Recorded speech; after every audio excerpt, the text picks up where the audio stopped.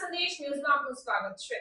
રાજુલા આહિર સમાજની વાડી ખાતે મુરલીધર મહિલા મંડળ દ્વારા ભાગવત સપ્તાહનું સુંદર આયોજન કરાયું।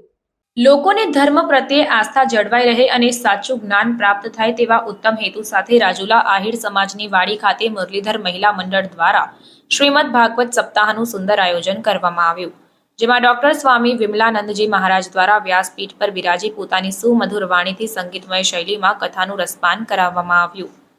તારીખ 9 થી 15 એપ્રિલ દરમિયાન યોજાયેલ શ્રીમદ ભાગવત કથામાં બપોરના સમય દરમિયાન આહિર સમાજની વાડી ખાતે હાજર શ્રોતાઓને ડોક્ટર સ્વામી વિમલાનંદજી દ્વારા વિવિધ પાત્રો જેવા કે સમુદ્ર મંથન, વામન અવતાર, શ્રી કૃષ્ણ જન્મોત્સવ, સુદામા ચરિત્ર, રાસલીલા અને બાળ સ્વરૂપ વગેરે વિશે સાદી અને સરળ ભાષામાં કથાનું રસપાન કરાવી ભક્તિનો સાચા અર્થમાં મહિમા સમજાવ્યો હતો। તેમજ કથા દરમિયાન યાદવ યુવા ગ્રુપના પ્રમુખ લાલજીભાઈ જિંજાળા, મનસુખભાઈ જિંજાળા, બળુભાઈ મકવાણા અને હિંમતભાઈ નકુમ સહિતના કાર્યકરો દ્વારા ખડે પગે હાજર રહી તન, મન અને ધનથી સેવાનો લાભ આપતા સંતોનો રાજીપો મેળવ્યો હતો।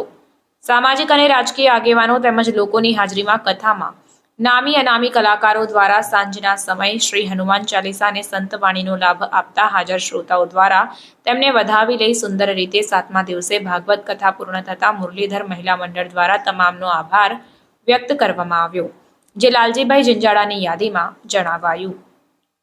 રિપોર્ટર અલારખ ગાહા, રાજુલા।